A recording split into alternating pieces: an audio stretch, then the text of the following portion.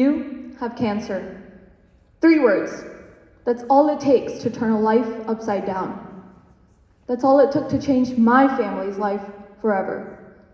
See, when I was a little girl, my nana, or my maternal grandfather, was diagnosed with late-stage cancer that would eventually end up taking his life. But his diagnosis came at a time where no treatment could make a true impact on his health. Now imagine that most of you in here have either heard of similar stories or have been through one yourself. Because let's be real, this experience is not unique. In fact, countless people every single day face similar battles, receiving such life-altering diagnoses. But instead of just saying countless people, let's actually make it a lot more real, which is why I want you all to take a guess. How many people are diagnosed with cancer every day? Let's get a show of hands. How many of y'all think option A is correct? What about option B? Oh. What about option C, which is 5,500? And finally, what about option D, which is 7,000? Come on, let's get a show of hands. Well, for those of y'all who thought option C, or 5,500, you're absolutely correct. In fact, in recent years, cancer incidence or occurrence has been steadily rising, and with it, the frightening battle that surrounds it. Because as a common man, when we think of this disease, we tend to think of a battle, a loved one, and death. Now, this association is not new. In fact, it dates back centuries, all the way to ancient Greece. Now, speaking of ancient Greece, a lot of you guys might know Hippocrates, the father of medicine, who drew inspiration for the word cancer from the word crab. He observed that just like a crab's legs, tumors had finger-like projections that spread outward, gripping onto the body. For centuries, this is what our battle with cancer felt like. Impossible to contain. But as time passed and our understanding grew, it led to the creation of what we believed was our most effective treatment, chemotherapy. This is an approach that essentially utilizes cytotoxic drugs that travel through the bloodstream to target rapidly dividing cancer cells. But there's a catch with this too, because these drugs don't know the difference between healthy cells and cancer cells, so it ends up attacking anything that grows quickly, like the healthy cells in your digestive system, bone marrow, and even hair follicles. Now, while all of these might seem like flaws that surround chemotherapy, its actual most fundamental flaw comes from its generalized one-size-fits-all approach, where a majority of cancer patients are actually prescribed with the same standardized doses and regimens, without even taking into consideration the type of cancer they have, its genetic makeup, or how the patient's body might even respond to it in the first place. This causes chemotherapy to be sort of a hit-or-miss approach, where some patients will undoubtedly respond well, but for others, it could be detrimental to their health. Now, this does not have to be the reality that we accept today, because slowly but surely change is coming, where early detection through something as simple as a blood test can change the entire course of the disease. A key player in such a shift? Biomarkers. But before I dive deeper into what biomarkers are, let's take a moment to understand the impact of early detection. A study by the National Institute of Health earlier this year reveals something extraordinary. Between 1975 and 2020, about 4.75 million deaths were averted due to early detection and screening alone. Take a moment to let that sink in. Now let's talk about a key player that makes all of this possible: biomarkers. Now, the textbook definition of biomarkers is that they are biological molecules found in our tissues or bodily fluids like blood, urine, stool, and saliva. But it goes a lot deeper than that. See, biomarkers are like tiny flags or signals that our bodies produce. They're measurable indicators that tell us exactly what's happening in the tumor microenvironment, telling doctors precisely what's going on at the molecular level within the patient's cancer. Now, these biomarkers come in 2 key types: inherited and acquired. Let's talk about inherited biomarkers first. Now, inherited biomarkers are genetic traits that you're born with. They're clues that run through your family and can signal if you have a higher risk for a certain type of cancer. Now, for instance, take breast cancer, for example. See, women who are born with a mutation within the BRCA1 or BRCA2 gene actually have a 60% higher likelihood of developing breast cancer throughout their lifetime, compared to just 13% in the general population.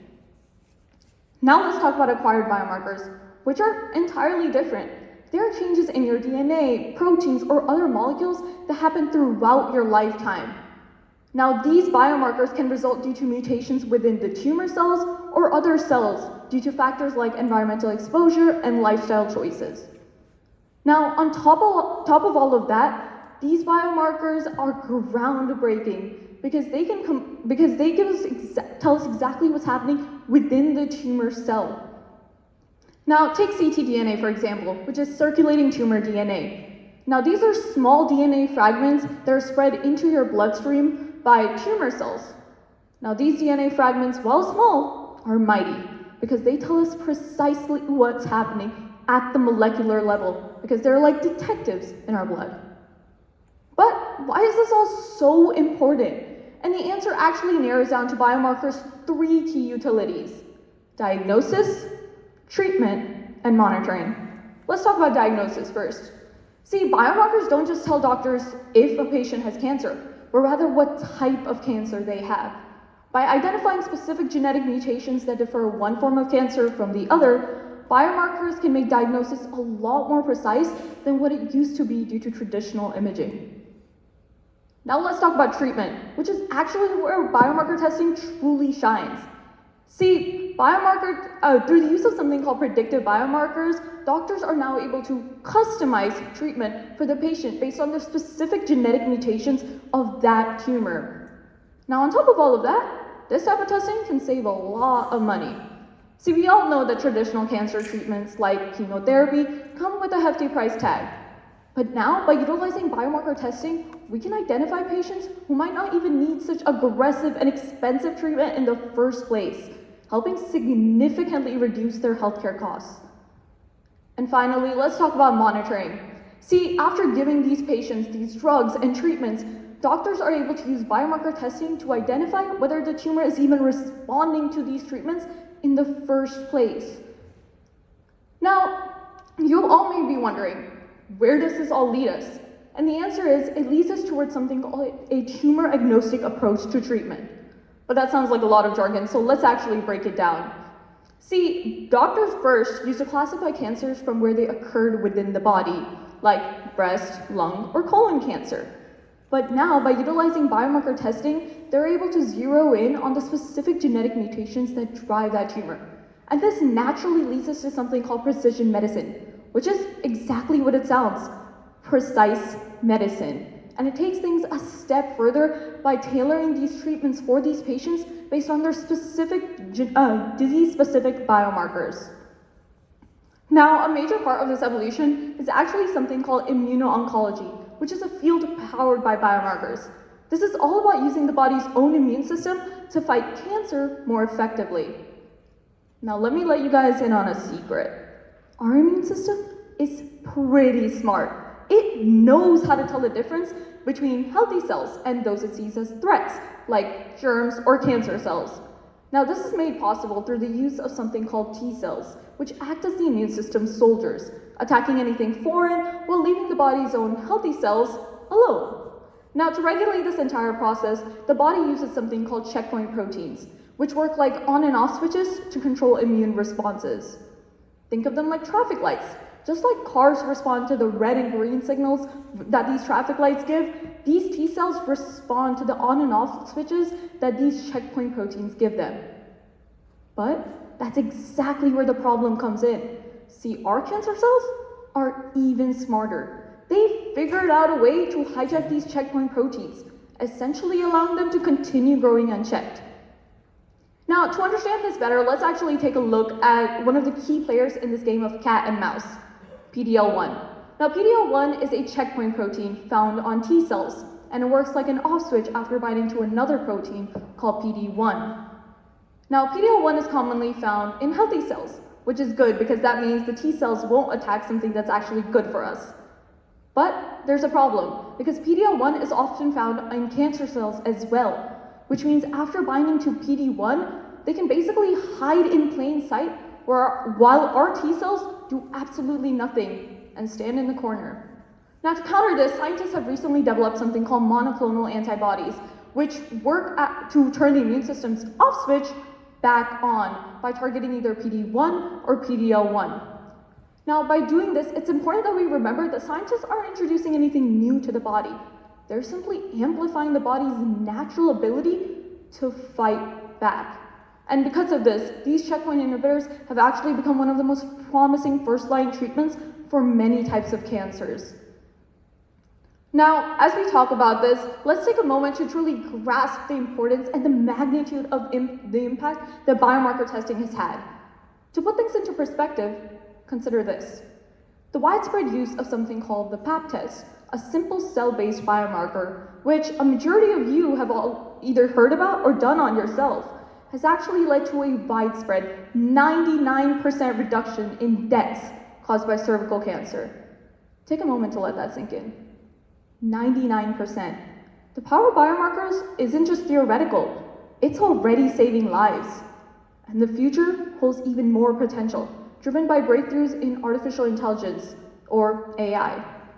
See, cancer is complex. It mutates, it adapts, and it hides in ways that makes it impossible to detect.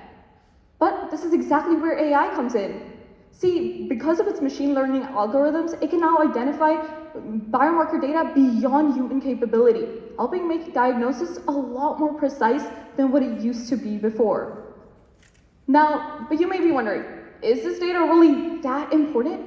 And the answer is yes, it is. And one of the most powerful examples of this is the UK Biobank, which collects health and genetic information from 500,000 participants. By then linking this information to their health records, scientists and doctors now have an unprecedented resource for understanding disease at the deeper level. Now this matters because the more data we have, the better we are at identifying patterns, risk factors, and predictive biomarkers. More than that, we can now identify correlations between different genetic mutations and their health outcomes, leading to earlier interventions and more precise treatments. Now, in truth, this all leads us towards a future where medicine is no longer reactive, it's proactive and driven by innovation. Because in a world that never stops moving, biomarkers are propelling us forward, transforming cancer care in its entirety. Unfortunately, not everyone is benefiting from this revolution, and that needs to change. See, right now, the majority of breakthroughs in biomarkers are actually happening in major research hospitals, like MD Anderson and Mayo Clinic. The scientists working there are at the forefront of discovery, constantly integrating new science into patient care. But what about the local doctors and practitioners who are the ones treating the majority of cancer patients across the country? Well, they don't always have access to this information in real time, and that's where the disconnect exists. And because of this disconnect, there's a significant gap in medicine that is not talked about enough. It is this gap that forces patients, especially those in underserved areas, to default to the same generalized one-size-fits-all treatment, even when biomarker-driven therapies could offer them a better alternative. This is exactly why awareness is just as important as innovation. It's not enough that we have life-saving technology, but we need to ensure that it reaches every patient, no matter where they are or who their doctor is. And it's also important that all of us do our part in spreading this information. So the next time you know somebody with cancer, ask them, talk to them about biomarkers, because you never know what impact one conversation can have on someone's life. Because in the end, biomarkers are not just numbers on a lab report. They can be the difference between life and death.